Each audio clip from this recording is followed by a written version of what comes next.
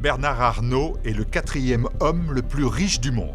Sa fortune colossale est estimée à plus de 60 milliards d'euros. Il est notamment propriétaire des quotidiens Le Parisien et Les Échos. Et à ce titre, le milliardaire touche 12 millions d'euros d'aide de l'État chaque année. Cet argent, c'est celui des contribuables français, c'est le vôtre. Alors, reprenez le pouvoir, donnez à la presse que vous aimez, donnez à TV Liberté.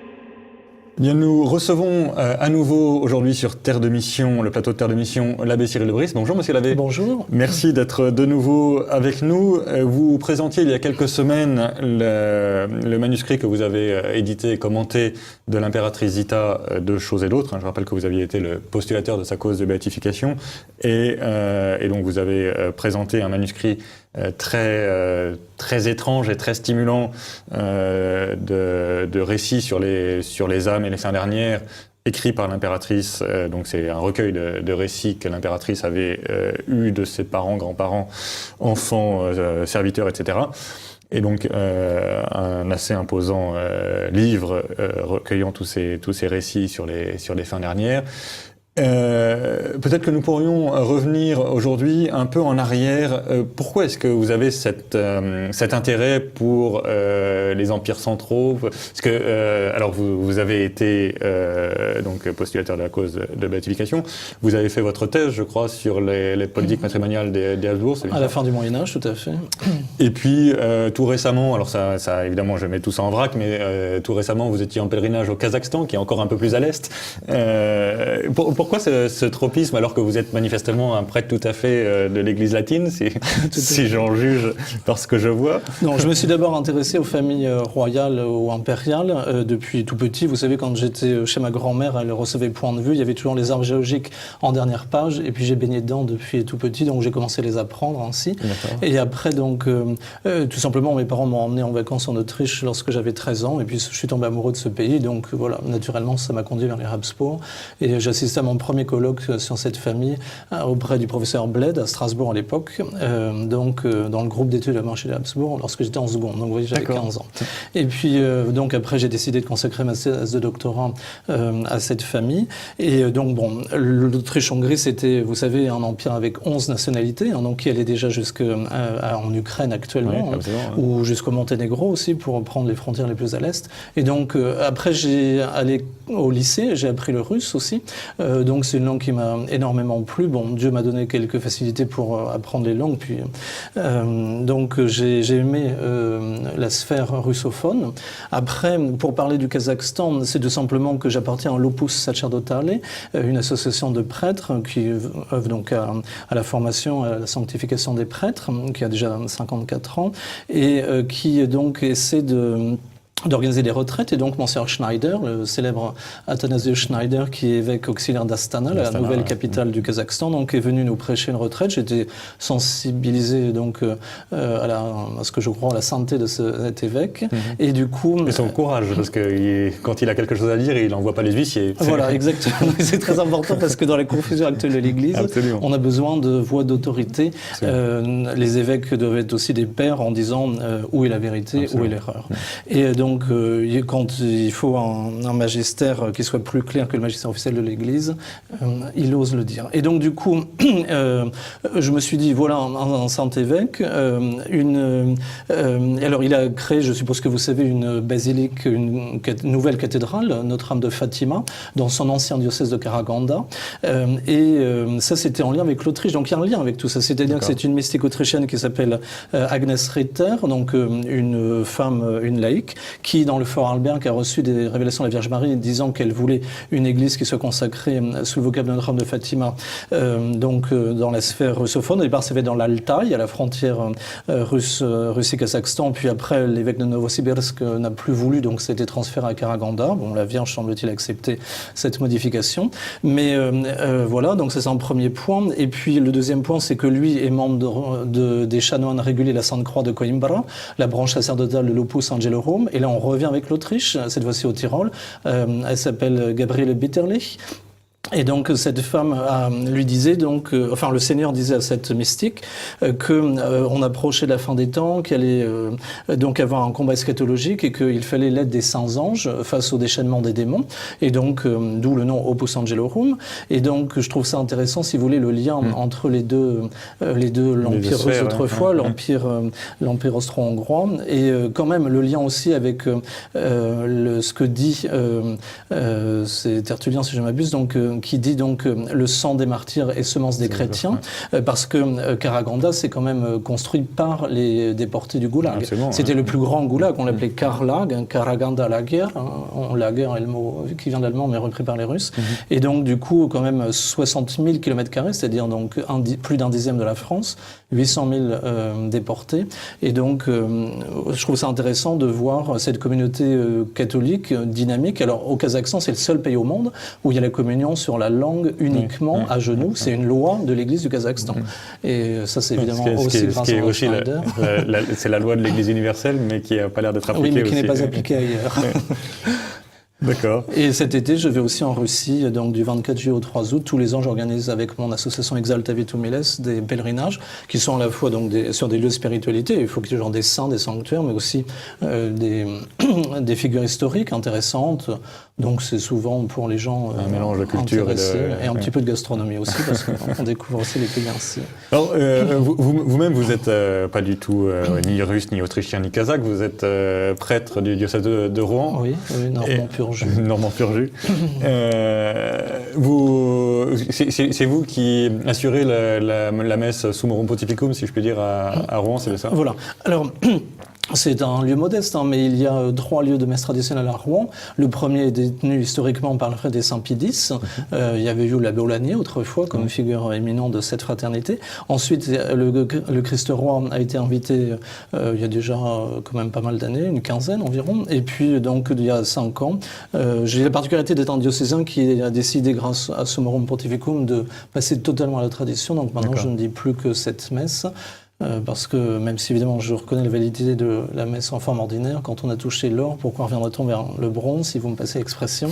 Et voilà, et je pense qu'elle est plus évangélisatrice. Donc c'est une église, donc Saint Thomas de Cantorbéry à Mont-Saint-Aignan, une église historique parce que Henri II, lorsqu'il a fait assassiner le célèbre primat d'Angleterre, a dû expier en érigeant 2 églises et c'est l'une d'elles. D'accord, très bien.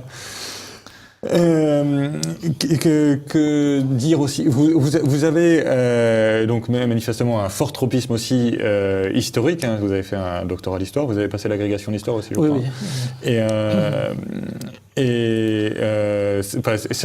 Ça donne un peu une coloration, j'imagine, pardon pour l'expression, mais donc à votre œuvre, évidemment, vous travaillez beaucoup sur des questions historiques, notamment chez les Habsbourg.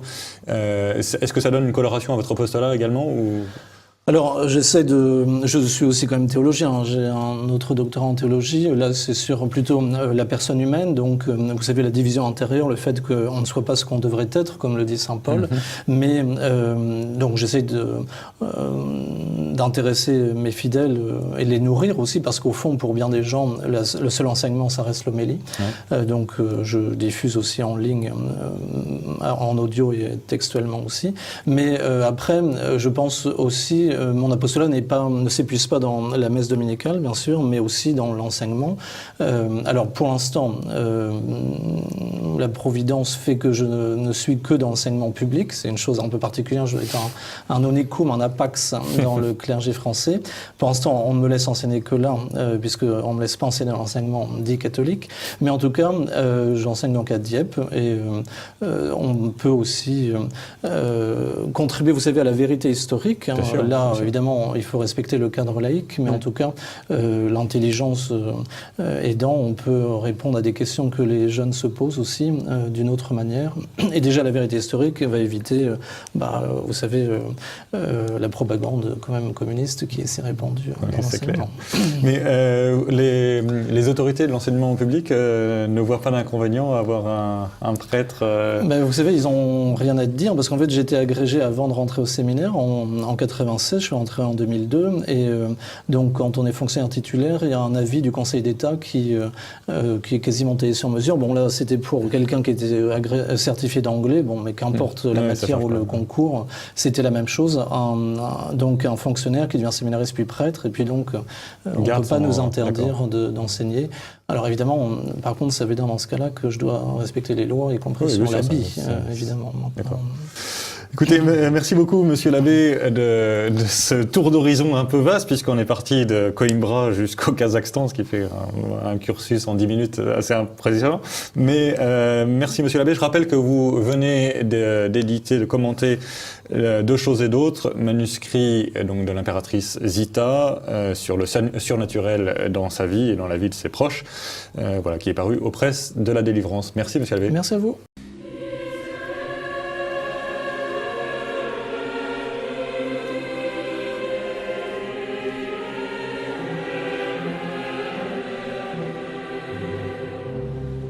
Chers amis, nous revenons sur le plateau de Terre de Mission et nous recevons aujourd'hui Philippe Bornet, qui est écrivain et médecin ophtalmologiste. Bonjour Philippe Bornet. Bonjour. Merci de revenir, je dis revenir puisque vous étiez déjà avec nous il y a quelques semaines pour parler de votre livre Marie à Paris, c'est les fêtes mariales vues au travers d'un certain nombre d'églises parisiennes. Et je vous ai proposé de revenir parce que, comme ophtalmologiste, vous aviez été spécialement disert, en dehors du plateau, sur cette image très particulière, miraculeuse, de Notre-Dame de Guadeloupe, dont vous parlez un peu dans votre ouvrage. Et j'aurais bien aimé qu'on reparle ensemble de Notre-Dame de Guadeloupe, parce que nous connaissons tous de loin la vénération des Sud-Américains pour la Vierge de Guadeloupe, mais on en a une idée assez imprécise. Et donc vous expliquez que c'est une image miraculeuse. Et alors, qu'est-ce que vous entendez par là ? Eh bien, c'est une image qui a toutes les caractéristiques d'un miracle permanent. C'est une image, c'est vrai, mais premièrement, elle n'est pas posée sur le tissu. Alors, un petit rappel, vous savez que lorsque la Vierge est apparue au voyant, qui s'appelait Juan Diego, au Mexique, à un moment, elle lui demande d'aller voir l'évêque pour obtenir la construction d'une église qui lui soit dédiée. Et pour être cru, il y aura plusieurs échecs, mais à la troisième tentative, si ma mémoire est bonne, il porte de la part de la Vierge à l'évêque un bouquet de roses de Castille qu'il accueillit lui-même. D'accord. Alors, il tient naturellement sur lui-même ces roses de Castille que quelques méchantes personnes essaient de lui dérober. Il a rendez-vous avec l'évêque et au moment où il a fini de parler, il entr'ouvre son manteau et les roses tombent sur le sol. Et naturellement, nous sommes en plein hiver, c'est la mauvaise saison, il n'y a pas de roses, donc il escompte un miracle. Mais le miracle est encore plus grand que ce qu'il ne croit, c'est-à-dire que lui qui est un homme du peuple, qui est très humble, il a la stupéfaction de voir devant lui l'évêque tomber à genoux. Et pourquoi ? Parce qu'il a sur la poitrine une image qui est en fait une photo de la Vierge. D'accord. Et cette photo a des caractéristiques absolument étonnantes. Alors, revenons aux caractéristiques donc, de cette image. Elle n'est pas sur le tissu. Comment est-ce qu'on voit qu'elle n'est pas sur le tissu ? Alors, on ne le sait que tout récemment, parce qu'on a passé un rayonnement laser. Là, vous voyez, le fait d'être ophtalmologiste me sert à quelque chose, en l'occurrence. Et on peut passer ce laser, si vous voulez, entre l'image et le tissu sur lequel il est censé être... en fait, c'est une superposition, mais il y a une solution de continuité entre les deux. et il n'est pas collé ni adhérent, c'est pas une peinture. Si vous D'accord. voulez. Donc ça reste en flottement au-dessus Ça reste en flottement à quelques microns, c'est-à-dire millièmes de millimètre au-dessus du tissu. Et deuxièmement, cette image a plusieurs caractéristiques. Par exemple, on peut ausculter, je dis bien ausculter, le bassin de la Vierge avec un stéthoscope d'obstétricien, et on peut ausculter les bruits fœtaux, car la caractéristique de Notre-Dame de Guadalupe, c'est que la Vierge est enceinte de 3 mois. Donc on peut entendre les bruits fœtaux, et ils ont exactement la fréquence requise à 3 mois, c'est environ 120-130 pulsations minutes, si ma mémoire est bonne. On peut également prendre la température de l'image, comme le médecin qui donne un thermomètre à son patient. Et cette température est celle de l'humain, c'est-à-dire qu'elle oscille entre 36,5 degrés, 37,5 degrés, puisque la température en fait n'est pas stable, elle varie un petit peu, elle augmente l'après-midi. Et c'est exactement ce qu'on observe. Et alors le phénomène particulièrement étonnant, c'est l'examen des yeux. Oui, c'est ça. Alors ces yeux peuvent être examinés comme n'importe lequel de mes patients avec une lampe à fente, ou en tout cas une lumière. Et il existe, concernant cette image, un phénomène qu'on appelle le phénomène de Purkinje-Sanson, ou Purkinje-Sanson. Puisque Purkinje était, si ma mémoire est bonne, un savant d'origine bohémienne, il faut prononcer son nom comme ça. D'accord. Donc, lorsqu'on déplace une lumière latéralement devant un œil humain et qu'on regarde avec un outil grossissant, on voit un déplacement des reflets. Donc, il y a 3 reflets, suivant qu'ils se produisent à la face antérieure ou postérieure de la cornée ou du cristallin. Donc, comme vous avez 2 convexes et un concave, qui est la face postérieure du cristallin, vous avez 2 reflets qui se déplacent en même temps et dans le même sens que le déplacement de la lumière, et un autre dans le sens inverse, qui est la caractéristique d'un œil humain. Et on peut même, avec un ophtalmoscope, regarder, comme fait n'importe quel médecin, le fond de l'œil, la rétine. Et on voit une rétine. C'est-à-dire qu'en regardant à travers la pupille, on voit la papille, la macula, le nerf optique, les vaisseaux, les artères, etc. Et donc on peut faire un examen ophtalmologique de la Sainte Vierge, en quelque sorte. Voilà, alors on ne peut pas lui poser de questions pour lui demander si elle voit bien, mais enfin, on peut faire l'examen médical, absolument, et c'est quelque chose d'absolument fascinant. Et alors, vous avez possibilité de numériser et d'agrandir les images qui se reflètent sur la partie convexe extérieure de la cornée. D'accord. Autrement dit, en numérisant et en agrandissant, vous voyez ce que la Vierge voit au moment de l'apparition. Voilà. D'accord. Et donc on voit Juan Diego On voit Juan Diego, on voit l'évêque, on voit un certain nombre de personnages. Moi, je n'ai plus le détail de la description en tête, mais en effet, on voit toutes ces choses-là. Extraordinaire. Et donc tout ça, c'est des découvertes relativement récentes, parce qu'on avait relativement récentes, mais enfin bon, vous voyez, les derniers travaux que j'ai signalés, c'est 1979. C'est ça, mais il a fallu attendre le XXe siècle pour pouvoir... Oui, bien entendu. Bah oui, le laser n'existait pas auparavant. Et donc, toutes ces choses-là ont été découvertes, disons, à la fin du XXe siècle. D'accord. Et en revanche, l'image a été reconnue d'emblée comme miraculeuse. Oui, on s'en est aperçu très rapidement, dans la mesure où il est arrivé que c'est en 1791, un accident déplorable, on a renversé une bouteille d'acide, il y a eu un trou dans le tissu, et le tissu s'est reformé en un mois à peu près de manière spontanée, ainsi que l'image. D'accord, extraordinaire. Oui. Bien, mais écoutez, merci beaucoup pour ces éclairages sur un miracle que... Enfin, moi, je ne connaissais que de réputation, si je puis dire, qui mérite évidemment d'être connu des téléspectateurs et d'être vénéré, puisque si la Vierge est venue se présenter vivante, tant qu'à faire, autant la voir vivante, comme elle se présente à Guadeloupe. Merci beaucoup, Philippe Bornet, d'être venu de nouveau nous parler de la Vierge, non pas à Paris cette fois-ci, mais au Mexique. Merci. Merci.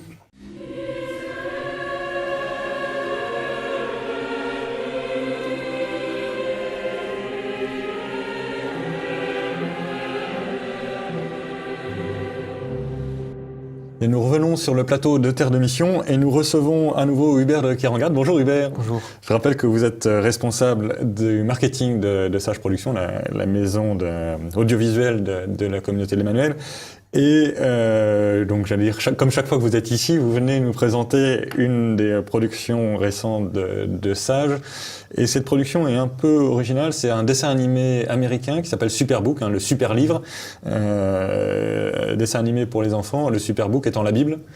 Est-ce que c'est pas un peu, j'allais dire un peu trop too much ce nom Alors je dirais que oui, c'est vrai que instantanément on se dirait pas bon le Superbook etc. Après c'est américain donc ces dessins animés, enfin voilà, les Américains savent bien utiliser les codes de nos jours et donc ça fait référence un peu aux super-héros etc. Ouais, mais en fait le Superbook c'est le vrai livre, c'est le vrai super-héros finalement. La Bible est le vrai, la vraie matière qu'on doit étudier finalement. Et donc là en l'occurrence c'est les héros si je puis dire, c'est des enfants qui rentrent quasiment dans la Bible, enfin c'est ça, exactement. En fait il se trouve que bon, c'est la vie quotidienne de ces deux enfants qui à chaque fois qu'il y a un épisode de leur vie dans leur vie quotidienne qui interroge un texte de la Bible ou un passage important de la Bible fait que le Superbook arrive, donc la Bible arrive, et ils sont plongés dans le monde de la Bible. Et donc le premier épisode, on est plongé dans la Genèse, le début la tentation d'Adam et Ève, etc. On voit toutes les scènes et de manière très très fidèle à la Bible. Donc le premier épisode, donc c'est la Genèse avec Adam et Ève. Le deuxième, Abraham et le sacrifice d'Isaac. Voilà, et puis petit à petit. Et donc tout ça en 3 saisons. Alors pour le moment, on diffuse les 6 premiers épisodes en 2 DVD de la saison. D'accord. Donc, c'est ça. Pour l'instant, on en est toujours à la saison 1. Voilà, c'est ce que j'ai compris. Mais alors, moi, ce que je trouve intéressant, c'est ce va-et-vient permanent, parce que le Superbook n'est pas un book mort, si je puis dire. C'est pas un livre qui est poussiéreux et dans le rayon de la bibliothèque. Il y a en permanence l'évolution des enfants de la Bible à leur vie et de leur vie à la Bible. C'est ça, exactement. C'est ça qui est intéressant. En fait, c'est ce qui est vraiment peut être un vrai outil de catéchisme pour les enfants, et de catéchèse, c'est actualiser dans notre vie quotidienne le texte de la Bible et de pouvoir expliquer aux enfants ce passage de la Bible, tu l'utilises dans la vie de tous les jours. De telle façon. De telle façon, oui, c'est ça. Exactement. Et alors, Superbook, ça a été produit par des évangéliques, je pense, américains. Alors oui, c'est ça, c'est dans un contexte américain. Donc maintenant, après, on les connaît, bien évidemment, les évangéliques, il faut être très fidèle à la Bible. Ouais. Donc il n'y a pas de risque. C'est ça, et c'est ce que j'allais continuer, c'est pour un catholique, ça pose pas de problème, parce que alors, il n'y a pas beaucoup d'allusions à l'Église, mais en revanche, tout ce qui est biblique est parfaitement, c'est ça. Parfaitement en fait, l'allusion à l'Église viendrait si Superbook s'intéressait aux vies de saints, etc. Ouais. Mais en fait, on s'intéresse sans doute plus particulièrement à l'Ancien et au Nouveau Testament, et voilà, jusqu'aux actes des apôtres. D'accord. Mais on n'y est pas encore. On n'y est pas encore. Ce sera au 10e DVD. Vous avez trouvé une rente. Je vois que le marketing de ça, j'ai soigneusement pensé. Est-ce que vous pouvez nous expliquer un peu ce personnage entre guillemets un peu baroque qui intervient, qui est le petit robot qui perturbe un certain nombre de spectateurs? Oui, il peut perturber. Bon, il se trouve qu'en fait les deux enfants, le père de Christ, donc qui est le petit garçon de l'histoire, est un inventeur fou et donc il a inventé un petit robot qui les accompagne, voilà, dans l'histoire, mais il n'y a rien de mauvais ni d'idéologique de ce point de vue-là. On peut avoir toute confiance. Voilà, c'est pas transhumanisme. C'est ça, ce n'est pas transhumanisme du tout. Et ça permet aussi, je pense, à cette série d'animation de pouvoir être actuel peut-être dans une dizaine, une vingtaine, une trentaine d'années. Quoi. C'est bien fait techniquement. On est dans de l'animation 3D qui pourrait passer sur n'importe quelle chaîne de télévision le matin. C'est vraiment très bien fait et c'est ça qui nous a vraiment plu. C'est que même les enfants qui ne sont jamais en contact avec la Bible pourront vraiment être transportés par l'histoire.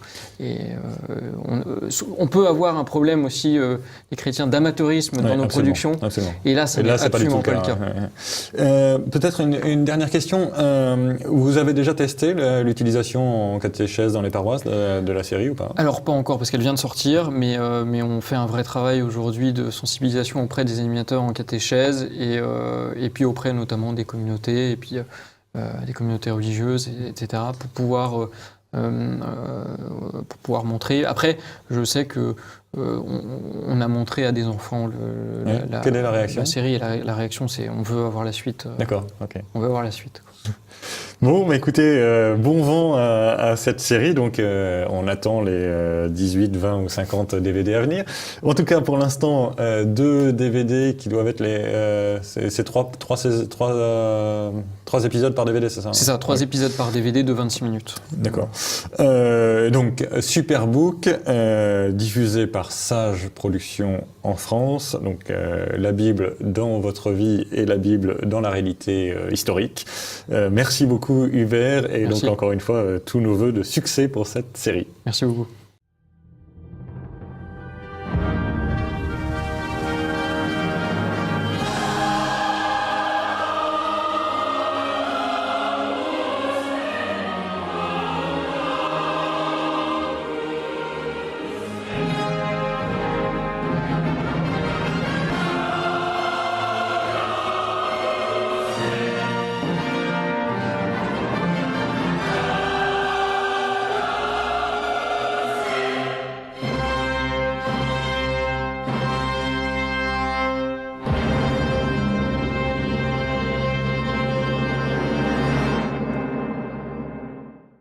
Les lecteurs du journal L'Humanité sont de moins en moins nombreux et cela vaut mieux, car pour chaque exemplaire vendu, l'État offre une subvention de 50 centimes d'euros au quotidien communiste. Oui, 50 centimes par exemplaire avec l'argent des contribuables français, avec votre argent. Alors, reprenez le pouvoir, donnez à la presse que vous aimez, donnez à TV Liberté.